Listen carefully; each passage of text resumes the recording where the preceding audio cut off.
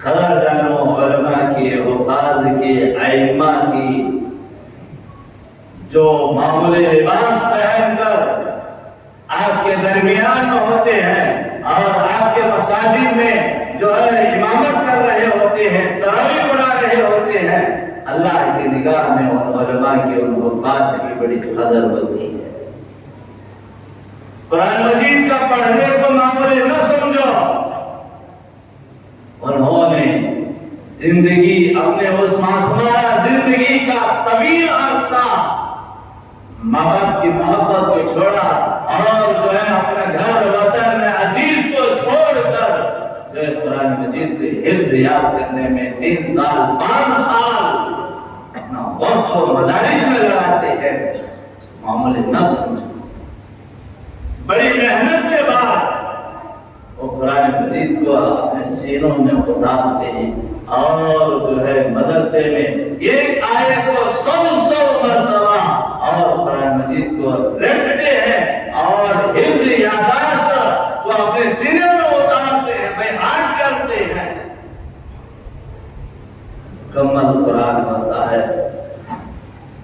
कहीं खिदमत करने के लिए जाते हैं,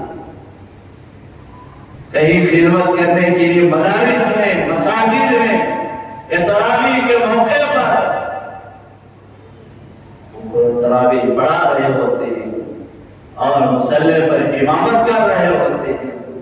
एक एक आयत को जब वो तरावी पढ़ा रहा होता है, मुसल्ले पर नमाज पढ़ा रहा होता है, पढ़ने से पहले उसको 10 बार पढ़ लेता है। मुसल्ले पर खड़ा होता है, पढ़ने में ऊपर नीचे या अटक या किसी का लुकमा नीचे से ले लेता है और रकातों में 2 1 के बजाय 2 के बजाय 3 के लिए खड़ा हो जाता है। हम उस हाफिज कुरान की, उस इमाम की गलियों में, सड़कों में बैठकर उसका मजाक उड़ा रहे होते हैं। हाफिज साहब ने आज 3 रकात पढ़ा दी, हाफिज साहब ने ऊपर नीचे कर दिया, हाफिज साहब ने तरावी के दरमियान में 2 मिनट ठहर गए। हम इसको होटलों में यहाँ वहाँ बैठकर रक्षा कर रहे होते हैं। लेकिन मैं चैलेंज करता हूँ आज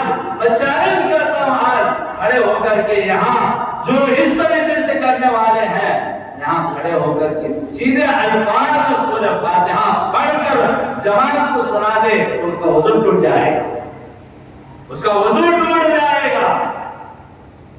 अब ये इतनी मेहनत किया हुआ एक हाफिज को, एक इमाम को हम ताने देते हैं जिसको सूरह फातिहा नहीं है, ऐसा ताने देना मुनासिब बात नहीं है। जहाँ कुरान उतरा, काबे के इमाम, मस्जिद नबवी के इमाम, इन इमामों से बढ़कर क्या है?